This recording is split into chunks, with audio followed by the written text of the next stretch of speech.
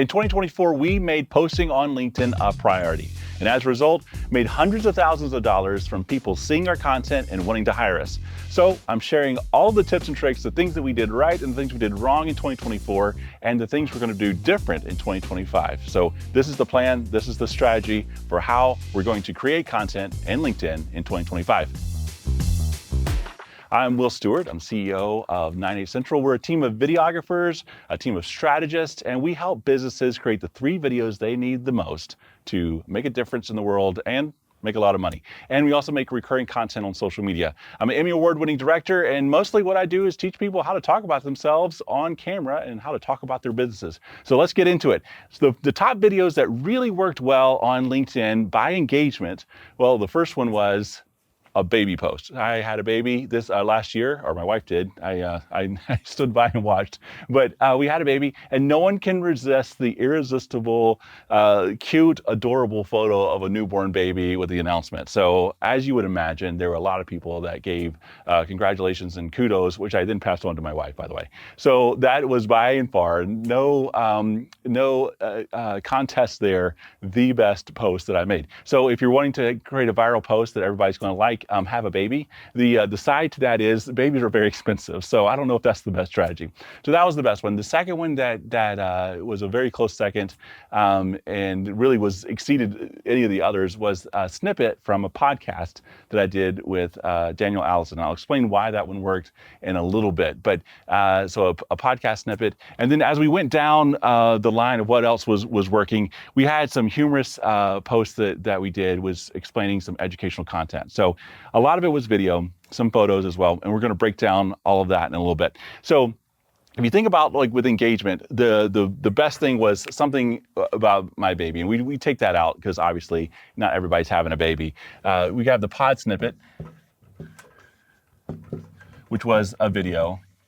Then the next was humorous educational content. So it was an educational video that was also funny. And it was me being a grumpy old man in front of a dumpster. And so like I was talking about, hey, you can make a video anywhere. I'm making one in front of a dumpster. You don't need time. You don't need fancy equipment. I did it with like a 6-year-old camera or something like that. So very quick illustration, very fast video that made its point. So that was the ones that were good. And after that, it was a bunch of video content, honestly, that was working. There's some photos sprinkled in there as well, and we'll talk about that a little bit later. So if you think about engagement, that's one thing. And engagement is whenever someone makes a comment or they like a post or share it or bookmark it or anything like that. So that's kind of like the blanket term for someone read it. They didn't just read it, they did something about it. And there was some kind of action that they took to engage with the post. The next thing is impressions. So if you think about with impressions plus engagement, that's kind of an interesting way to look at it, because you're thinking about, okay, the LinkedIn algorithm plus people interacting with it. And sometimes I'll do a little bit of a ratio. I'll say, okay, how many impressions did it get divided by engagement? So I'll say impressions divided by engagement, and that gets me my ratio. And so that's kind of an interesting thing that I look at because I'm always thinking about the algorithm. Now, here's a little bit of a rant for you on algorithms. A lot of times people are really stuck on algorithms, and it is coding by nerds who figure out, what do people want to watch. But it's gotten really smart, and it's gotten really good. And if you take the word algorithm and replace it with audience, that's really a better way of saying it, which is, okay, how many people was this exposed to? What was the size of the audience? And then, LinkedIn's looking at engagement to see if we need to send it to more people. But there's some interesting outliers with that. And it's fascinating to see kind of how that breaks down. So we'll talk about that in a little bit. So if you think about this kind of ratio of what was the top performing stuff that had both impressions and engagement, and kind of we did that little mathematical ratio and to figure out the top 3 was a photo that I did with some copy, some educational copy. There's a photo there. There was a case study that I did with a photo montage that talked about something we did for a client. I was bragging on my team and some amazing stuff they did. Super proud of them. And then an educational video with a really hot take. I was again a grumpy old man talking about don't post on social media on holidays and do just generic content. I still stand by that, by the way.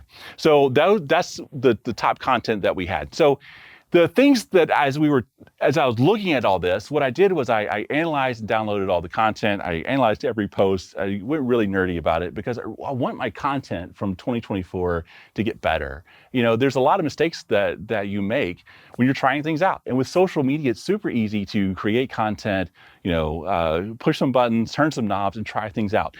And what happens is there's kind of two levels that people will go whenever they're trying things out. The first is they'll just stay super safe. So they'll stay here on the safe side. And then you have other people that will be super risky. So they'll be risky and they'll try new things. And so you have these two spectrums. Now, the people that are safe, they're just going to do the same things over and over and over again. How do you know if that's working unless you try other stuff? So you gotta test things out. But then you have the risky people that they're saying, I'm gonna try something new all the time. And they're not stopping ever to look and analyze what works and what doesn't work. So I like to be somewhere in the middle. Like, how can you make an educated risk? How can you try something out, try something new, but then also look back and see, okay, did that work or did it not work? So that's the reason for this whole exercise that I did. And as I looked through it, there were some fascinating things that I didn't realize as we were making content that came out to me and things I learned. So if you haven't done it yet, I really suggest you do it. Take all the posts you've posted from last year, download them. It's easy to export that data out from LinkedIn itself, and then start really analyzing it. What kind of posts were they? What outliers do I see? What are some really super interesting things that stick out to you? And I promise there's going to be some things that'll be interesting. And if you don't see anything from it, send it to me. I like to look at it, and I can provide some tips. So as we're looking at this, and as I examined all of this stuff, some things started popping out. So the first thing is live streams, which is super fascinating. So something I'm doing with my podcast is I'm live streaming it out on LinkedIn. So it's a pre-recorded podcast. It's video.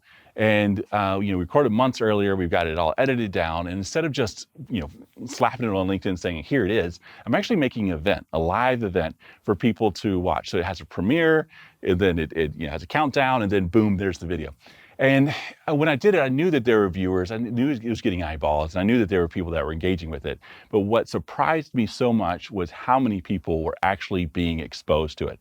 So these posts that I made, when it came to engagement, weren't in the top 50 of the top posts being engaged with. But when it came to impressions, when it came to actually eyeballs on it, there were a lot of people that were both seeing the post and watching through the video, which was super fascinating to me. So people, I don't know why, weren't liking it and weren't commenting, but they were, viewing it enough. So super interesting data point. And, it reminds you to not necessarily be stuck on some vanity metrics like, likes and comments, because sometimes you are getting eyeballs on content, even though you may not be seeing it.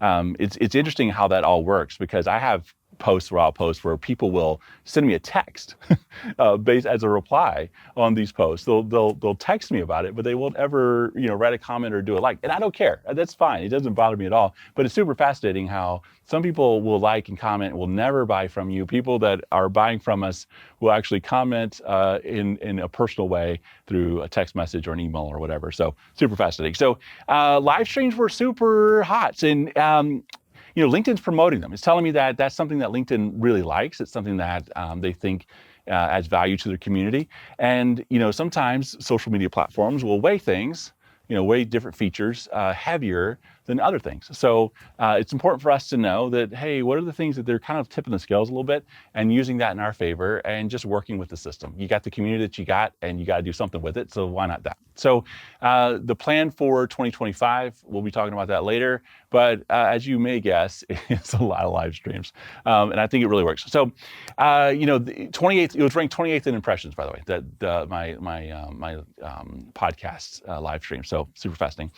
Now, let's talk about comments. Now, comments are a big thing that more and more people are starting to do, and they're starting to automate it more and more. And you'll see that there are more bot comments than ever on LinkedIn. I have some really strong feelings about that. I don't know if that's a good thing for the community. And by I don't know if that's a good thing for the community, I mean that's terrible for the community, because you're not actually getting a conversation. Now, right now, LinkedIn has it weighed where if you make comments. There's, other people will see the comments that you've made, and you'll either have your audience exposed to their post, or their audience on the post will be exposed to you. And I'm telling you, it works. Commenting on people's posts work. The thing that I would beg of you, please don't just comment with bots and automate all that commenting. You need to comment yourself and do it. How many should you do a day? You should do a lot. I mean, that's something I think if it's part of your strategy, comment a lot, and make it real, genuine, really good comments. And I have some tips that I'm going to be putting out on videos of how to comment on LinkedIn, how to have those messaging. That'll be coming up in a couple months. So eyeballs for eyeballs' sake doesn't necessarily matter though, and that's the thing you have to remember. While it does work, it's attention. You want to make sure it's the right attention. You want to make sure the right people are following, the right people are seeing your stuff, because you're not looking necessarily for eyeballs. You're not looking for just anybody to look at your post, for anybody to like and comment your post. It may make you feel good at the moment, but what you're looking for are buyers. You're looking for people that are part of your community and want to join in whatever it is you're doing. You're looking for people that share your values. And that's the type of community that you want to create. As Seth Godin says, people like us do things like this. That's the definition of a community. So look for those people who want to do things you do and look at the world the way you look at it. That's how you grow your business, and that's how you grow your personal brand. There's a lot of people in this world who don't agree with you and don't look at the world the same way you do, and that's fine. But if we're pursuing those people, what's happening is you're diluting your reach. So let's talk about diluting a little bit, like how having the wrong audience will dilute. Because we have a lot of clients that will come to us, potential clients, they'll come to us and we'll ask them, okay, what's your goal? What's your metric for success? What's the thing that you say, okay, we're going to be successful if these things happen? And for a lot of people, it has to do with followers and likes and all that. So when you have a follower, when you have a like, that is a sign. I mean, it's better than nothing, right? So you have that, but we call that a vanity metric. So vanity metrics, the ones that people can see, are potentially a leading indicator that you're doing well, right? But it doesn't put a dollar in your pocket. And there's so many clients that we've had, people that we worked with that have followings. Like we had one client that had, 100,000 plus views on videos that were going viral, all this kind of stuff. But turning all of those people that were very interested in that viral moment that happened into actually getting sales was a total different thing. And he was a dentist. He did a dance video for a very, very popular song, and suddenly he's on the Steve Harvey show. Like all of this stuff was happening, but was that actually putting butts in the seat and mouths that were open and teeth that were being cleaned, right? And that was the disconnect, where a lot of attention, but not people actually buying from you. So the thing that you have to think about is when you think about these vanity metrics, if you're thinking about just followers, right? I want a lot of followers, right? Think about the two groups of people. There's person A, and let's say they have 100,000 followers. So they have 100,000 followers, pretty good. All right, you got all these 100,000 followers. Then you have person B. Instead of 100,000 followers, they only have, maybe 20,000 followers, or let's say 5,000 followers. They have 5,000 followers right there. So 100,000 is better than 5,000, right? We all agree with that number. Bigger is better. But think about it this way. If 100,000 people are looking at this content, but they don't like the content that actually sells, the thing that person A is selling, and they're more into entertainment or something on the side that doesn't lead them to sell, and let's say you have, maybe 5,000 people that are actually buying from you. What the algorithm does is it sees like, oh, okay, 95% of your audience doesn't like that content. The content that you put out that sells and actually puts a dollar in your pocket, they'll say, oh, 95% of your audience doesn't like it. Now, will LinkedIn show that content to your audience? No, they won't. And so remember what I said, take the word algorithm, replace it with the word audience, right? And if 95% of your audience doesn't like it, the algorithm doesn't like it. So then you have 5% of your market you're serving. And it's very unlikely that they're actually going to see this content because, LinkedIn's going to go like, okay, this content doesn't work. And this isn't just a LinkedIn thing. I mean, this is Instagram, all the platforms. But now consider person B. They have a lowly 5,000 people. But let's say everybody's locked in, everybody's 100% all in, loving the content that actually puts a dollar in their pocket. So now we have 100% of people loving that content. Now tell me, who's going to sell more? Who's going to actually have posts that are successful, that are going to, people are going to follow those call to actions, they're actually going to buy from you, they're going to buy your service and buy your product? Very clearly person B. So as you're thinking about the vanity metrics, and as you're thinking about the comments and all the things, bringing people in, it's very important that you focus on the smallest viable audience you can to grow your company. If you can get 100 people, 200 people, and be wildly successful, it's far better for you to be pursuing that than to be pursuing very large numbers just because it feels good and just because it feels like, okay, yeah, we're reaching the right people. All right, so that's comments. The second thing is genuine, or the next thing, genuine works. Being genuine and being real works. And you think about LinkedIn. LinkedIn used to be super duper starchy. I mean, very much suit and tie, buttoned up, like you got to be like, very professional. And it's funny how people think that social media is different than being social, in real life. And it's all the same. I mean, there's people that are engaging on social media. There's people that are using social media. I hope it's people. I hope it's not bots. But mainly there's people who are actually having real conversations, real opinions, real emotions. The only thing that's different is there's a little bit of a platform, there's code between us, right? So when you think about social media, it shouldn't be, I mean, we know to be personable and to be friendly and to be all of those things and real to people in real life. Well, we got to be that in social media and on social media platforms.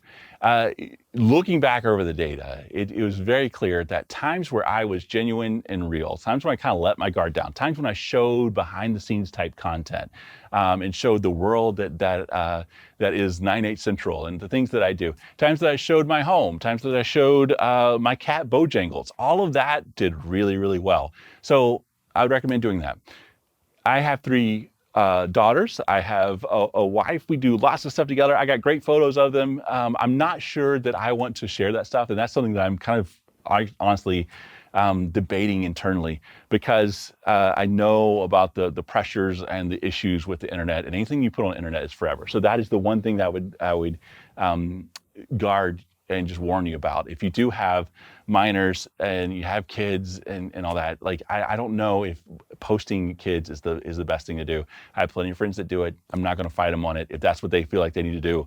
100%. And I'm not saying that that's immediately going to guarantee that something bad's going to happen, but I've heard a lot of stories. And so like for me, I'm not as comfortable. I'll show the cat. You can see my cat. My cat's awesome. But I'm not showing too many pictures of my kids just for safety reasons. So that's where I kind of draw the line. But other than that, I'm looking for more and more ways, especially in 2025, to let people in. Let's talk about tagging. Now, tagging is such an underrated thing that I realize in 2024 is essential to being successful in 2025. It's amazing how many posts that did really, really well because we tagged someone in it, and that we mentioned someone in it and did the @ and then their name. You can do that with both the name and also the company name. And what it does is it borrows their audience a little bit and brings it towards your post, but then also it alerts them that you're talking about them, and sometimes they're commenting too, and just allows for a little bit of a collaboration there. It's pretty interesting. Now, the things you don't want to do is you don't want to spam people with it. You want to make sure that you are mentioning people who need to be mentioned and not just mentioning them just for, just trying to get clout. And that's a great way to annoy people and turn them off, and you're going to get blocked. But if it's a genuine, honest way of bringing someone into a discussion, or something that you learn from someone, I learned this from them, and this is my application to it.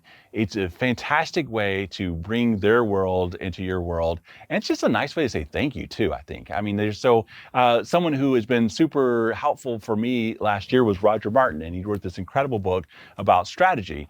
Well, I applied that to a little subset of something that I was talking about, and mentioned Roger Martin, and mentioned what he said about strategy, and applied it to this situation. And he wrote this lovely comment back. And I was kind of nervous because I respect him so much.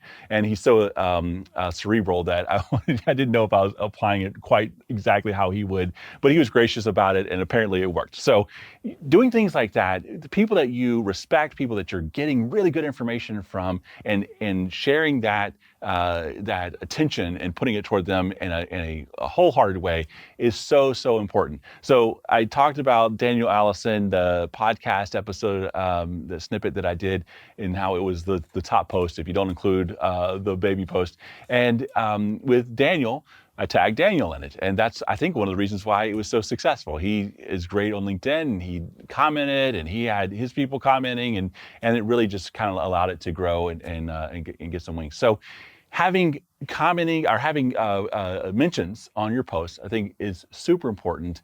Be thinking about that, especially start kind of with your strategy as you're thinking about your posts. Instead of creating the post and then going, okay, well, who can I tag in this? What if you thought first about who are the people who have made the biggest difference in my life? Who are the people who are teaching me things? Who are the people who I think it'd be really important if I mention them and give them a little bit of a credit for something? And then why don't you create the content around that a little bit? That might be an interesting exercise to do, see if you can't get something kind of cool. So tagging, let's talk about self-promotion. A lot of people like to promote themselves on LinkedIn. And you say, well, isn't that what LinkedIn's for? No, it's not, because people don't want to hear about you. They want to hear about themselves, and they want to hear about their problems. They're looking for solutions for their problems. They don't care about what you do or what you provide, the services or the products. They want solutions to problems. And the best way to connect someone is to help talk about the problems and talk about how they can fix their problems. And oh, by the way, I got the solution. All right. So self-promotion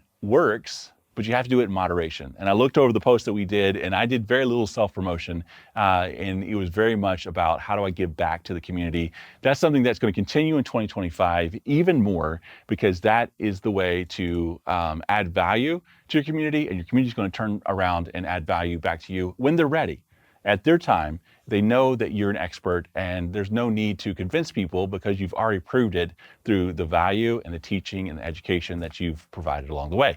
Now, if you have self-promotion, it's important to weave in and not let it just be pure 100%, proof self-promotion. It's a great way to just have people completely skip it. And that's the problem that I see a lot of businesses do when they're creating posts on LinkedIn. Instead of having pure straight self-promotion, why not have some education wrapped up in that? So for instance, one of the self-promotion posts that I did that took off and did really, really well was one where I was a guest for some news feature that came here in our studio, and it was about a client who was here, and they graciously were like, hey, why don't you jump on the camera? And I didn't even know about it, and I was like, okay, great, I'm more than happy to talk to him. It was a lovely conversation. So instead of just talking about, hey, I was on, people are like, I was so proud or so humbled, whatever they say, to be able to have this, thing. It was like, okay, this happened, and here's some tips for you on how to talk to the media. These are the things that I've learned over the years. And I turned that into an educational thing with also the video. People watch the video. It is a very successful post.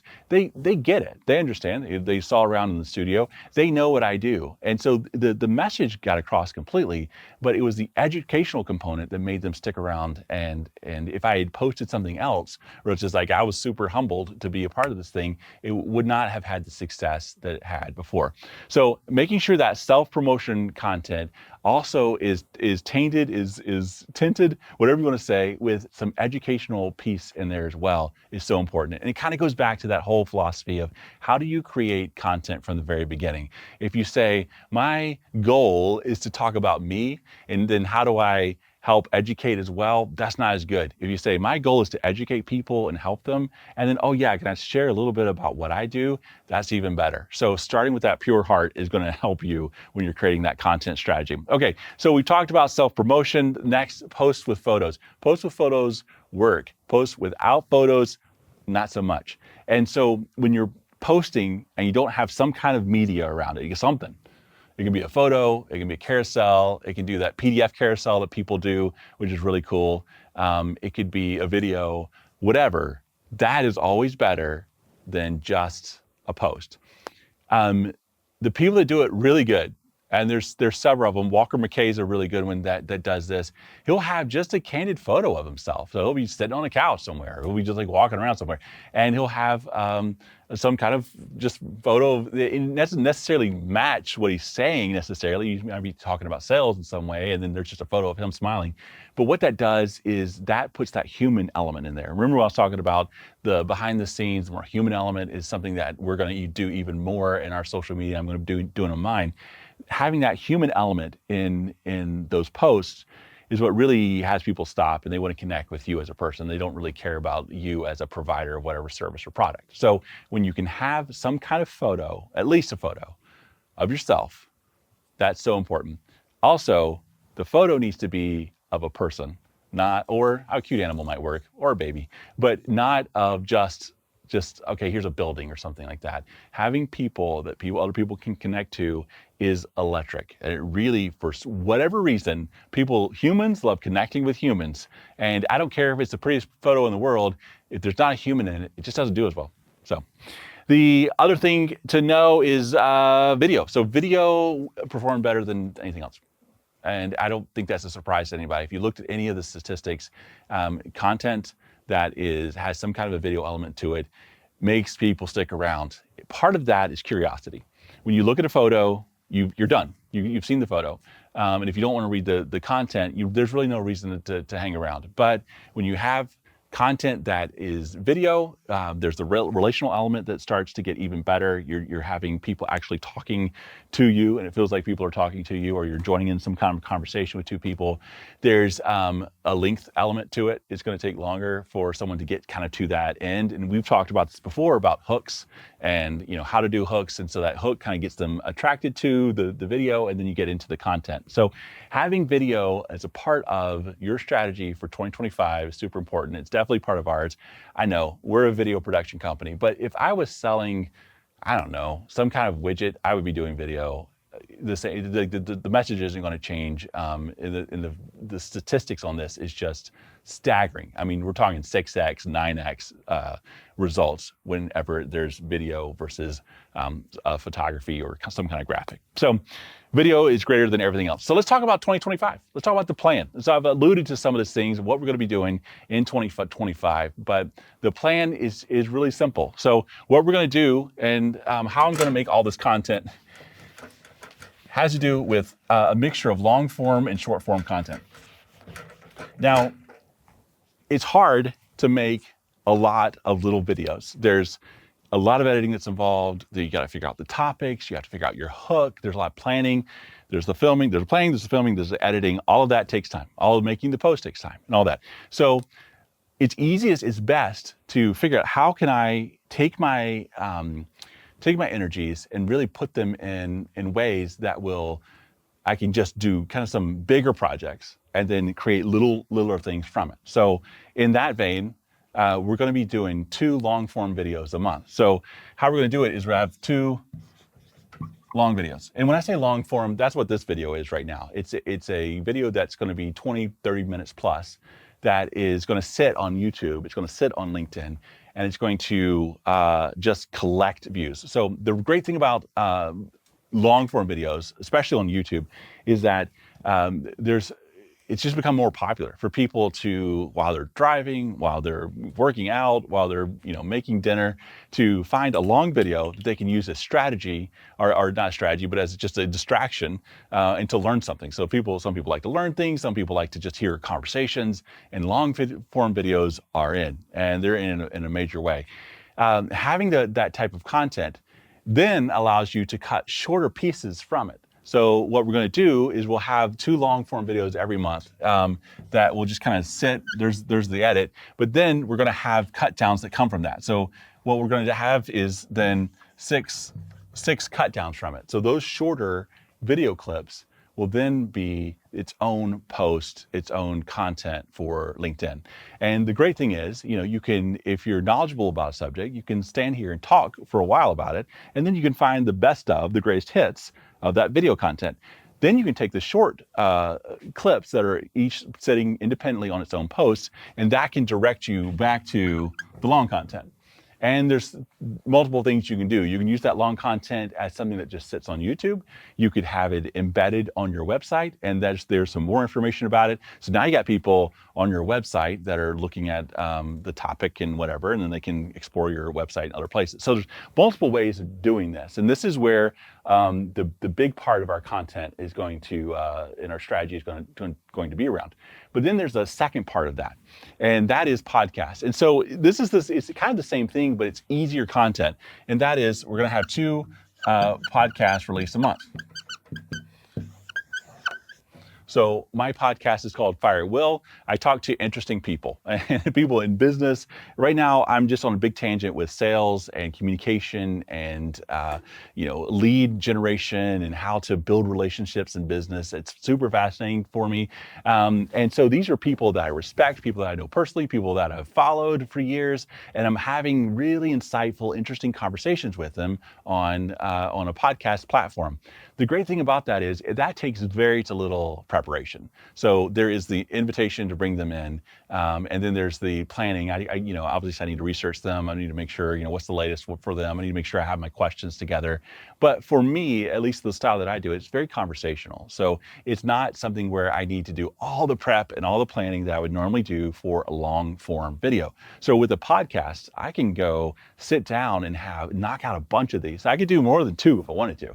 And the great thing about that is you got this nice long form is, again, the same kind of thing, long form sitting on YouTube. Then we can have cut downs from that. And what we're going to do is we're going to have 6 cut downs from that as well.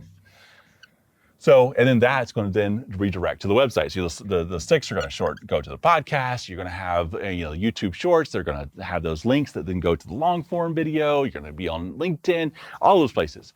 And so immediately now you have 2 long form and then 6 cut downs for that social media. Then you have 2 podcast episodes, both audio, video. That's going to be there, plus the 6. And now, if my math serves correctly, we have 16 unique pieces of content just from spending that time creating that content. So it's a lot of work, but it's so useful, and it's going to help us so much. And it's going to be actually more than we've done in 2024. After we do that, another thing that I'm planning to do is post with text. So video is great. I'm all for video. I love it. I'm in this industry. I love the power that it does. But sometimes you don't need just video. And I know I've talked about that. But having some kind of posts that are just text and photos. So we're going to do 4 posts plus photos.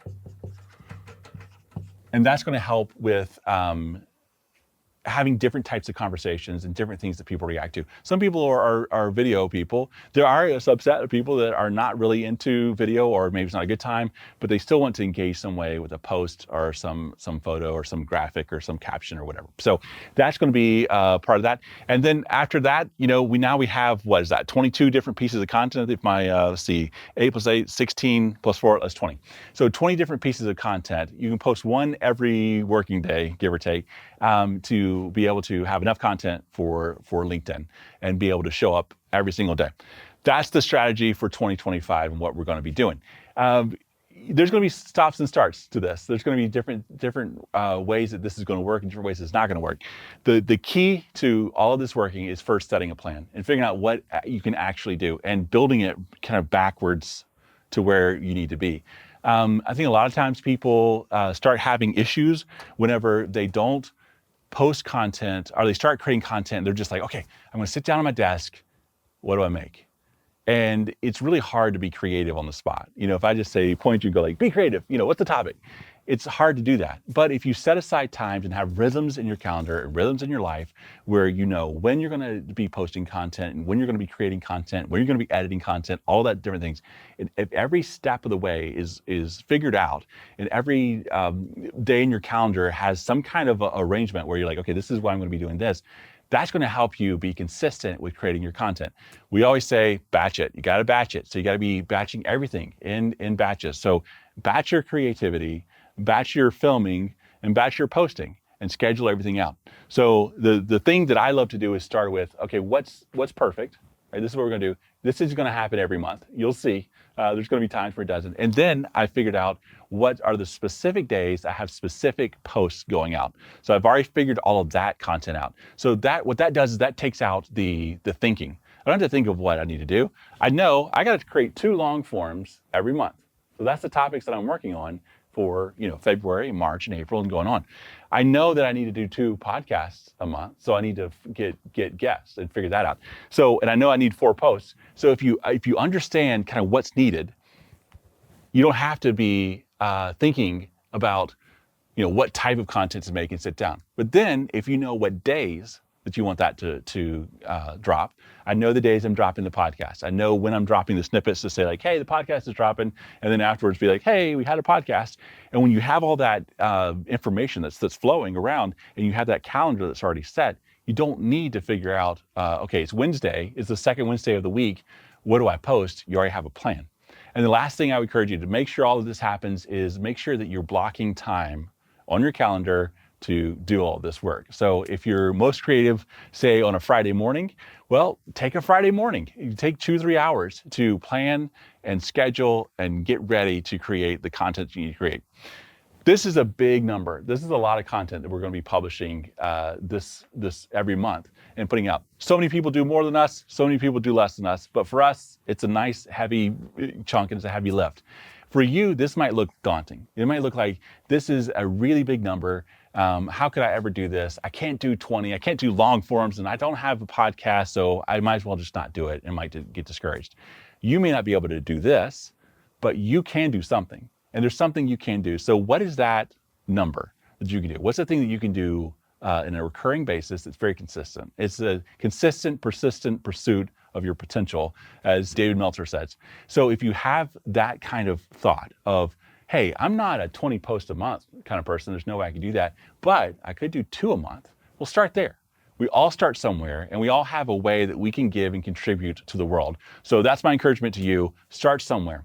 But if you haven't stopped and looked at what 2024 was as a success or a failure for you on social media, look at all that data and see how you're posted as well. As always, if there's any way I can help you, or if you have any questions about social media, if you have any questions about how to talk to camera and how to talk about yourself and your business on social media, more than happy to share what I know and teach you along the way. So subscribe wherever you are to this if you want more stuff, because we're dropping 2 long form videos a month. It's going to happen. So you got to see what we're going to do. All right. Thanks, everybody.